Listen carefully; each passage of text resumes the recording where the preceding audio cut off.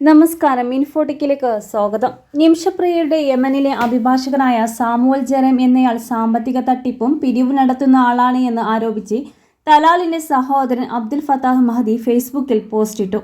അത് അഭിഭാഷകനല്ല എന്ന് അവകാശപ്പെടുന്നത് പോലെ യമനിലെ അഡ്വക്കേറ്റ് അല്ല എന്നും പറയുന്നു. കൊലയാളിയുടെ കുടുംബത്തിന്റെ പ്രതിനിധി മാത്രമാണ് സാമുവൽ ജെറേം. വേദികളിൽ നടന്ന് പണം ശേഖരിക്കുകയാണ് ഇതിന്റെ പേരിൽ. മധ്യസ്ഥത എന്ന പേരിൽ സാമുവൽ ജെറേം അനേകം പണം കവർന്നു എന്നും ആരോപിക്കുന്നു. ഏറ്റവും പുതിയത് $40,000 കാണാനില്ല. യമനിലേക്ക് ഇരയുടെ കുടുംബത്തിന് അഡ്വാൻസ് കൊടുക്കാൻ എന്ന പേരിൽ എത്തിച്ചതാണ് ഈ $40,000. ഇത് ഇരയുടെ കുടുംബത്തിൽ എത്തിയില്ല എന്നും അഡ്വാൻസ് തുക കാണാനില്ല എന്നുമാണ് ഇപ്പോൾ അറിയുന്നത്. കൊല്ലപ്പെട്ട തലാലിന്റെ സഹോദരൻ അബ്ദുൽ ഫത്താഹ് മഹദി പറയുന്നു, പ്രസിഡന്റിന്റെ ശിക്ഷ നടപ്പിലാക്കലിന് അംഗീകാരം നൽകിയതിനു ശേഷം സനയിലെ സാമുവൽ ജെറേമിനെ കാണാൻ അവസരം ലഭിച്ചു. അപ്പോൾ തന്നോട് സന്തോഷം നിറഞ്ഞ മുഖത്തോടു കൂടി അഭിനന്ദനങ്ങൾ എന്നും പറഞ്ഞു. കുറച്ചു കഴിഞ്ഞ് കേരളത്തിലെ മാധ്യമങ്ങൾ പരിശോധിക്കുമ്പോഴാണ് മറ്റു രീതിയിലായിരുന്നു വ്യാജമായ വാർത്തകൾ. കുടുംബത്തോടുള്ള മധ്യസ്ഥത ചർച്ചയിൽ പണം ചോദിച്ചു, $, ആവശ്യപ്പെട്ടു എന്നൊക്കെ. മറ്റൊരു കാര്യം തലാലിന്റെ സഹോദരൻ അബ്ദുൽ ഫത്താഹ് മഹദി തന്നെ പറയുന്നു.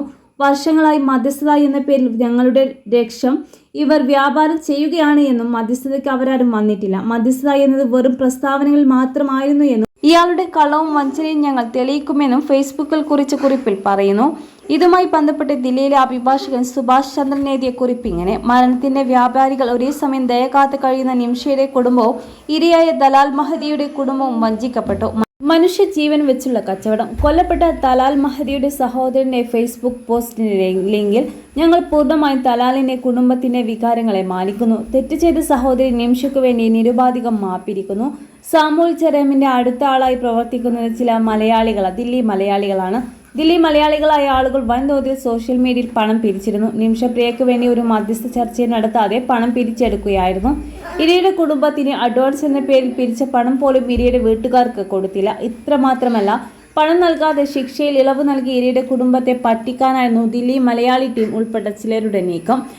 കാശ് കൊടുക്കാതെ തലാലിന്റെ കുടുംബത്തെ ഓഫർ നൽകി പറ്റിക്കാനായിരുന്നു നീക്കം. സ്ത്രീകൾ ഉൾപ്പെട്ട ദില്ലി മലയാളികൾ ഇതിന്റെ പിന്നിൽ സജീവമായി പ്രവർത്തിച്ചിരുന്നു എന്നാണ് മറ്റൊരു കാര്യം.